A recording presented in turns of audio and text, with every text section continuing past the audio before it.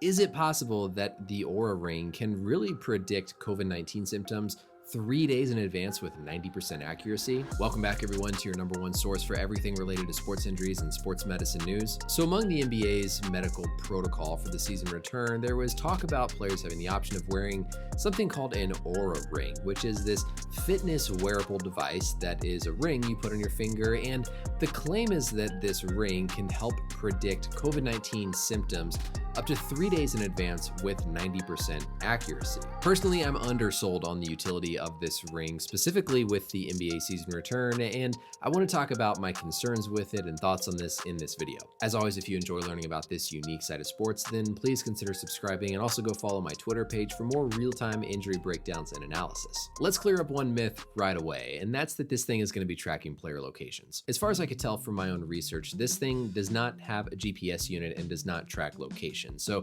that should not be a concern of the players at all. The second is I saw a lot of tweets about how frontline healthcare workers should be getting these if the NBA has them. And it turns out frontline healthcare workers are actually part of these initial studies where they got this claim of 90% accuracy with predicting symptoms. So yes, they're being used. And I think this study is even being opened up to more people in general. These wearable devices are monitoring a wide variety of vital signs, helping to track the quality of your sleep, tracking your heart rate, specifically one thing called your heart rate variability. And oftentimes they rely on things like skin temperature and some data that you input into an app to overall give you a picture of your health. The big thing probably to focus on here is the concept of heart rate variability. A normal healthy heart doesn't beat like a metronome. There's minuscule variation in milliseconds from one heartbeat to the next throughout the day and throughout the night. We'll get into the specifics in a different video of how this has been studied, but essentially researchers feel like this heart rate variability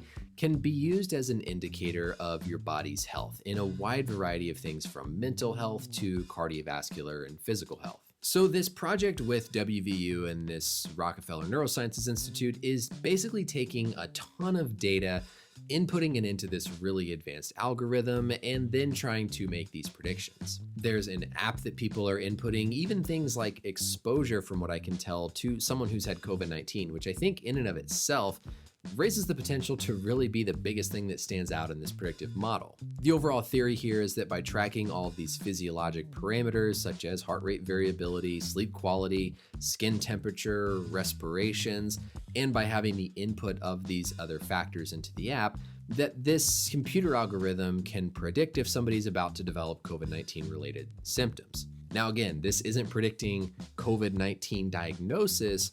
This is predicting COVID-19 symptoms, which is a big difference. There's a lot of things that can give you a cough, a fever, shortness of breath that aren't specific to just COVID-19. Now, how they actually do it is what's so unknown and up in the air, and part of why I'm skeptical. Until we actually see the data and we look at their methods and this is peer reviewed, it's hard to really trust 100% that this is as valuable as it's claimed. I would love to be proven wrong here. I hope this truly does work and have more truly predictive capability where you can basically say, hey, time point 0, 3 days from now, you're going to test positive. So we're going to not change anything. And we're going to test you in 3 days and see if you're actually positive. I hope that's what they're doing with these validation studies. But without actually seeing the data, seeing what they did, it's hard to just have blind trust in this whole thing. The other reason I think this is kind of gimmicky for the sake of just the NBA season is I don't really see it having an impact on this current NBA season. From what we've learned so far, testing is going to take place every day.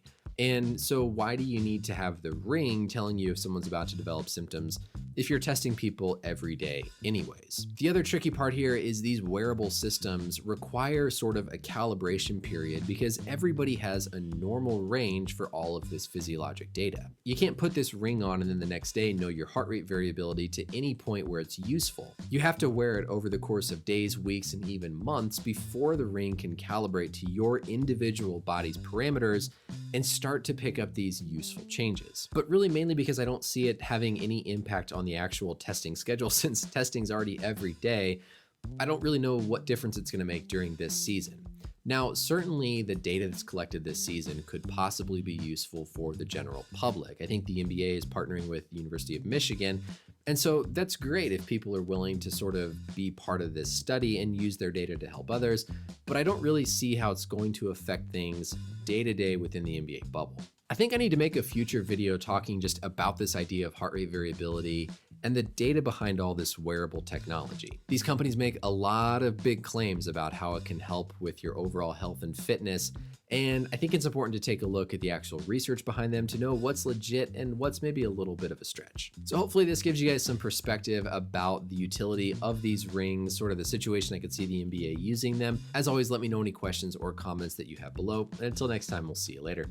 Bye.